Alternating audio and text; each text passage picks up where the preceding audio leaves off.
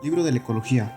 Hasta los vastos y misteriosos ámbitos del mar nos devuelven a la verdad fundamental de que nada vive por sí mismo.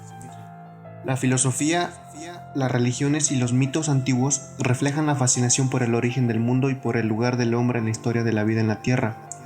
En principio, la Iglesia mantenía la idea de que la naturaleza y los animales eran obra de la creación y eran poseedoras de la inmutabilidad de las especies. Un proceso histórico que marcó un antes y un después fue la Ilustración, que se caracterizó por un progreso científico, así como cuestionar la ortodoxia religiosa y postulados como que Dios creó la Tierra. El zoólogo francés Lamarck rechazó el pensamiento bíblico, afirmando que los seres vivos habían cambiado desde formas simples u otras más complejas a lo largo de millones de años y que la transmutación era la fuerza que impulsaba dicho cambio. Con la prueba de la existencia de fósiles, plantas y animales nunca antes vistos, los caracteres y la adaptación de animales según su hábitat y los rasgos geológicos que se podían explicar por los procesos constantes de erosión y sedimentación, los cuales eran demasiado lentos. Se llegó a la idea de que la Tierra debería de ser mucho más antigua de lo que se imaginaba. Lamarck especulaba que los caracteres adquiridos durante la vida de los animales eran heredados por la siguiente generación. Por ejemplo, el cuello de las jirafas se alargaban ligeramente debido al esfuerzo de alcanzar las hojas altas y este rasgo pasaba a la descendencia con el resultado de que a lo largo de muchas generaciones presentaban cuellos cada vez más largos. No obstante, su obra fue polémica y él murió en la pobreza en 1829. La aventura comienza en 1858, cuando Charles Darwin presentaba un escrito que cambiaría la biología para siempre. Darwin tenía la idea de que la evolución tenía lugar por medio de lo que llamó selección natural, pasando 20 años reuniendo datos para fundamentarla. Historia de la evolución. Aunque la idea de la evolución logró una aceptación general, no se conocía el mecanismo que la hacía funcionar. Mientras esto sucedía en Inglaterra durante 1866 en el Imperio Austriaco, Mendel hacía una aportación fundamental a la genética al publicar sus hallazgos sobre la herencia en sus conejillos de Indias, los guisantes, escribiendo cómo los rasgos dominantes y recesivos pasan de una generación a otra por medio de elementos invisibles o llamados genes. Los avances tecnológicos como la cristalografía de los rayos X condujeron a nuevos hallazgos, así como el nacimiento de una nueva disciplina, la biología molecular. El químico Oswald Avery identificó el ADN como el agente de la herencia.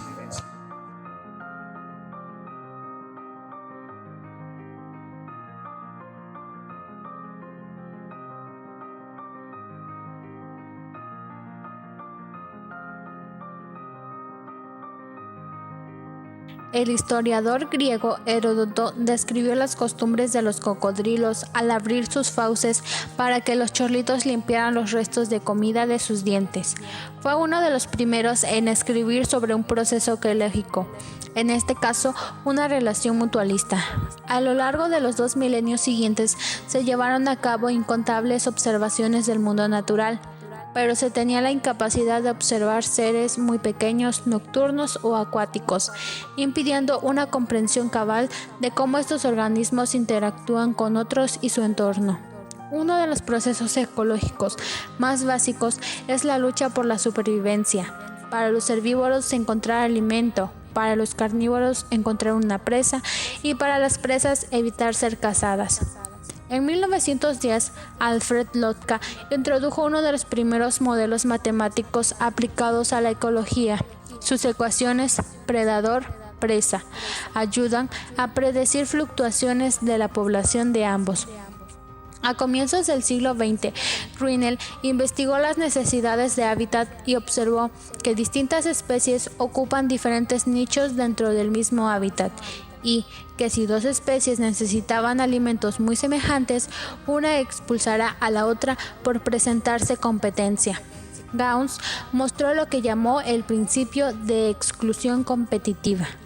Los experimentos en laboratorio y las observaciones de campo son las principales fuentes de datos para el estudio de procesos ecológicos realizados con rigor científico.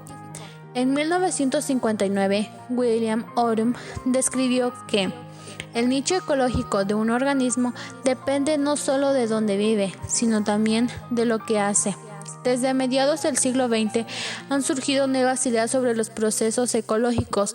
Con esos trabajos sobre la competencia entre especies se desarrolló la teoría del forrajeo, el cual explica por qué los animales eligen ciertos alimentos.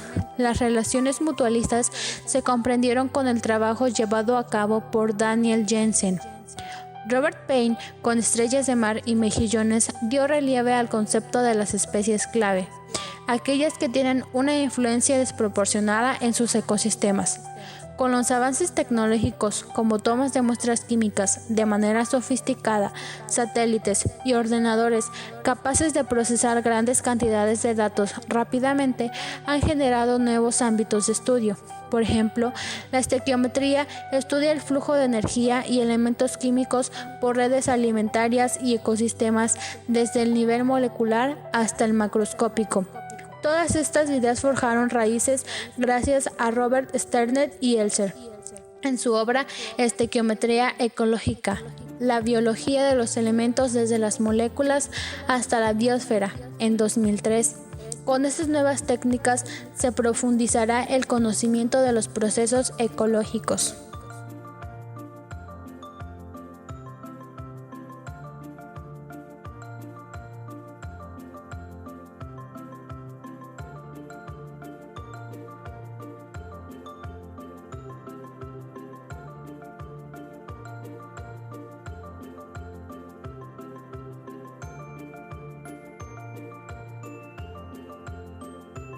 Nuestra comprensión de la diversidad del comportamiento y la interacción de los seres vivos ha avanzado mucho desde que Aristóteles descubrió que dentro de las colonias de abejas existe una reina y obreras. Pero con el progreso de la tecnología, las observaciones y experimentos se ha ampliado nuestro conocimiento y el estudio de la conducta animal. Hasta la invención del microscopio, nadie conocía la existencia de las bacterias.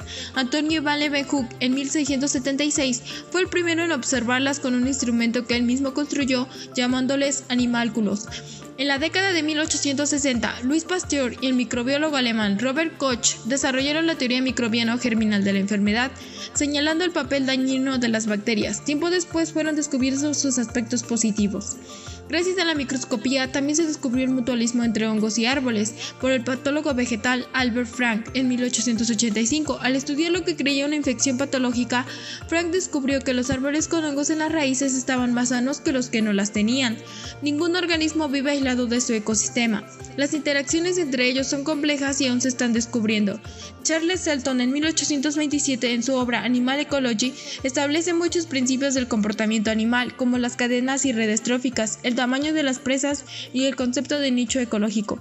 Se descubrió que las polillas y abejas aumentan la temperatura del tórax con su actividad muscular. Esto gracias a George Newport en 1837. Y en la década de 1970, el entomólogo germano Ben Heinrich y otros descubrieron adaptaciones termorreguladoras en insectos. En 1940, el ornitólogo británico David Lack estudió los factores que controlan el número de huevos que ponen las aves, y según su hipótesis, la limitación es el alimento. Así, el número de huevos en cada especie ha evolucionado. El zoólogo Konrad Lorenz y el biólogo Nicholas Timbergen estudiaron animales salvajes para comprender su comportamiento. La obra de Lorenz, Cuando el hombre encontró al perro, en 1950, explica la lealtad de los perros a sus dueños a partir de la lealtad instintiva. La británica Jane Goodall realizó observaciones de campo y estudió los chimpancés. Sus hallazgos demostraron el parecido que tenemos con estos animales e indicaban que los chimpancés eran más próximos a nosotros por conducta de lo que se suele creer.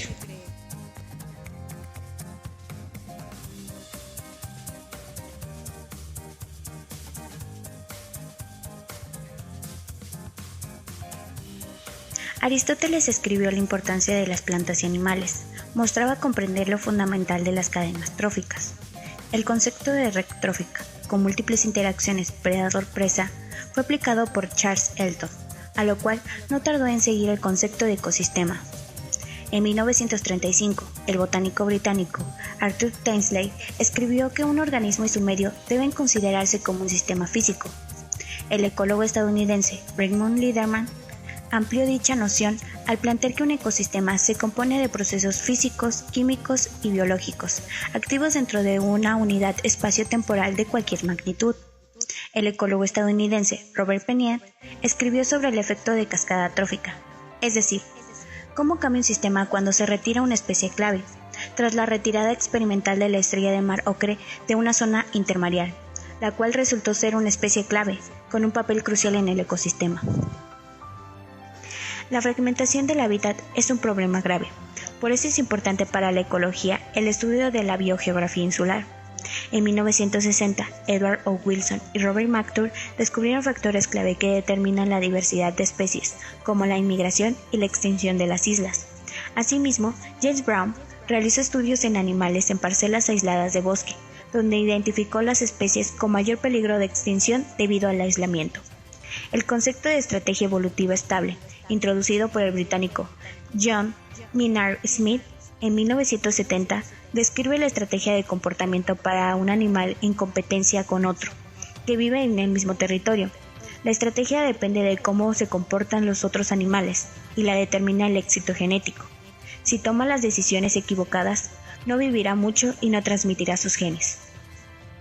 El ecólogo canadiense Crawford Stanley introdujo la noción de resiliencia. ¿Cómo persisten los ecosistemas después de cambios traumáticos tales como incendios, inundaciones o deforestación? La resiliencia se aprecia en su capacidad de absorber perturbaciones y el tiempo que tarda en volver a un estado de equilibrio después del trauma. En la actualidad, el francés Michel Larreau busca la teoría general que explique la relación entre biodiversidad y la resiliencia, con el fin de comprender y combatir los efectos de los actuales desafíos ambientales.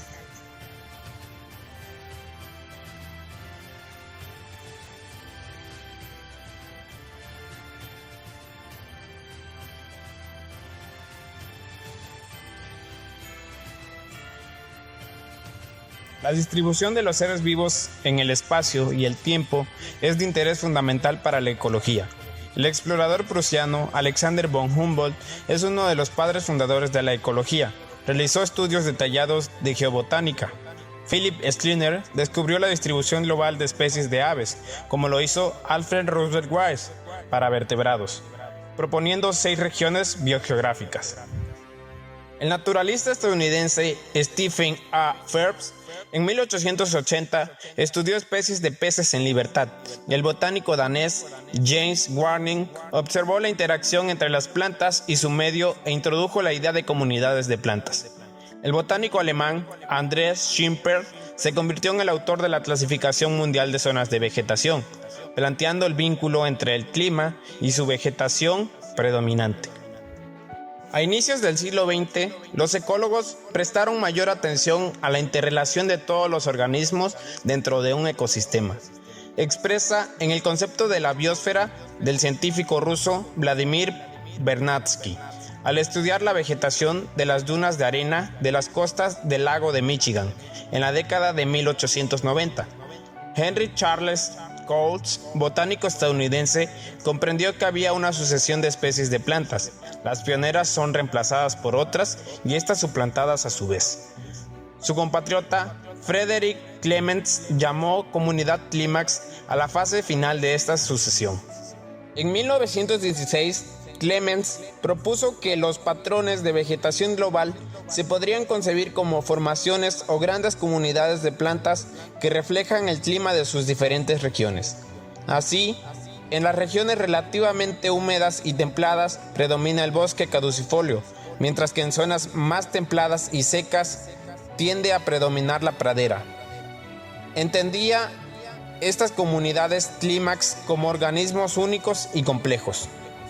El finlandés Ilkka Heinecki introdujo el concepto de metapoblación y concibió la población de una especie integrada por componentes dinámicos que difieren.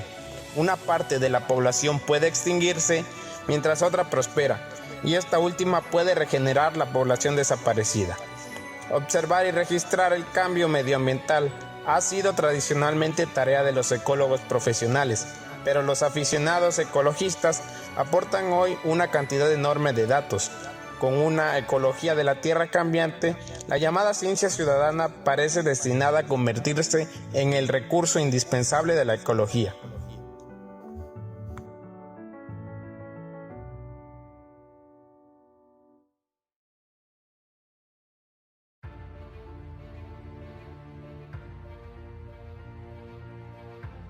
Durante siglos, científicos de Occidente trataron de reconciliar hallazgos de geólogos y buscadores de fósiles con la interpretación de relatos bíblicos como el diluvio. Houghton y Lyell, geólogos escoceses, contribuyeron al conocimiento de la edad de la Tierra. Houghton defendía que los ciclos repetidos de sedimentación y erosión necesaria para crear estratos de roca indicaban un origen muy antiguo. Tiempo después, Agassiz, geólogo suizo, atribuyó la topografía de algunas regiones a las glaciaciones. Los fósiles daban pistas del movimiento de los continentes. El meteorólogo Alfred Wegener observó fósiles semejantes en ambos lados del Atlántico Sur, citando el hecho como prueba de la antigua unión de los continentes. El mecanismo viable para el desplazamiento continental era el proceso de expansión del fondo oceánico, que gradualmente mueve y da forma a los continentes. En el siglo XVI, científicos estudiaban las distribuciones geográficas de plantas y animales. Al comprender mejor la biogeografía de la Tierra, los ecólogos en el siglo XX dividieron al planeta en biomas, los cuales son comunidades extensas de flora y fauna que interactúan en distintos hábitats. Suez, geólogo austriaco, acuñó el término biosfera para referirse a toda la superficie terrestre y proximidades donde pudiera existir vida orgánica. Eugene y Odum describieron al planeta como una conexión global de sistemas interconectados entre litosfera, biosfera y atmósfera. En 1974, el científico Lovelock presenta la hipótesis Gaia, donde la interacción de los elementos vivos y no vivos de la biosfera conforman un sistema único y autorregulado que perpetúa las condiciones para la vida. 2 siglos antes, Houghton decía: el globo de esta Tierra no solo es una máquina, sino también un ente organizado, ya que tiene la capacidad de regeneración. La vida ha sobrevivido en la Tierra por millones de años, aún con 5 extinciones masivas. Algunos ecologistas se preguntan si sobreviviría otra. Se cree que la sexta extinción ya ha comenzado debido a la actividad humana, el exceso de CO2 y gases de efecto invernadero. Si la hipótesis Gaia y las palabras de Houghton son correctas, será probable que el planeta sobreviva, aunque no lo hagan los seres humanos ni otras formas de vida actuales.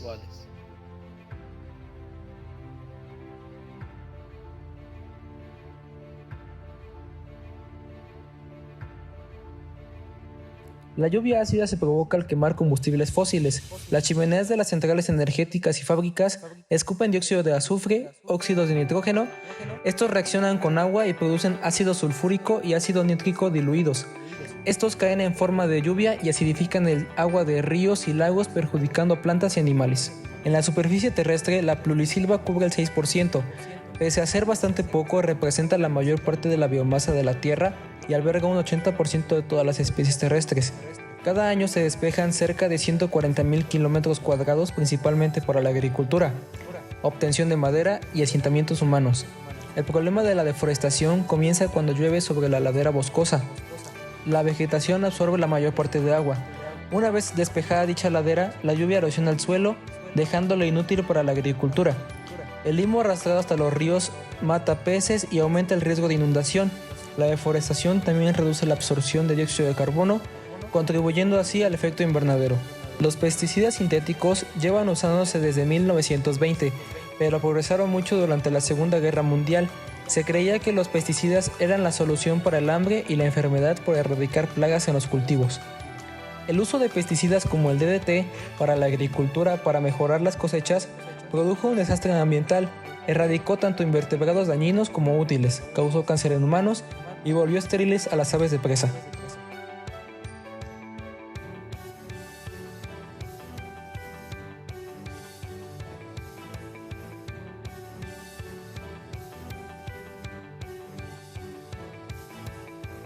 A inicios del siglo XVII, el filósofo y científico Francis Bacon escribió sobre la necesidad de controlar y manipular la naturaleza, postura conocida como ecología imperial.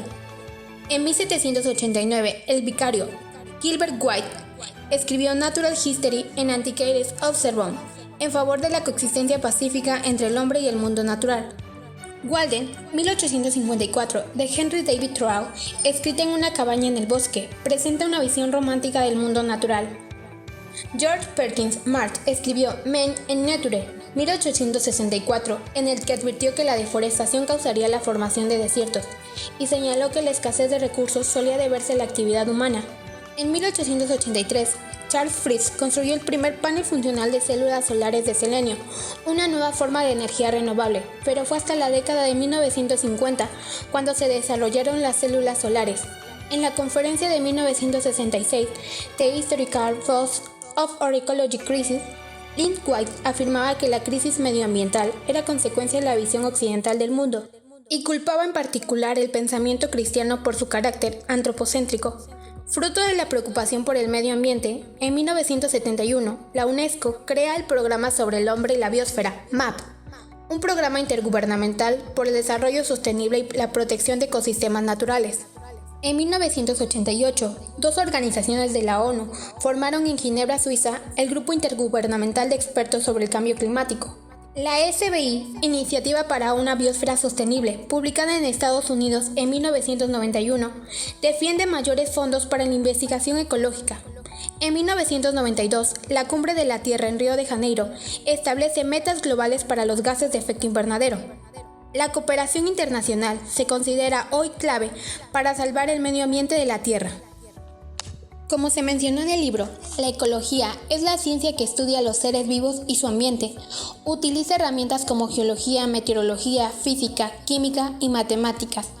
La visión integrada de ecología plantea que es el estudio científico de los procesos que influyen en la distribución y abundancia de los organismos, así como la interacción entre ellos y la transformación de los flujos de energía y materia.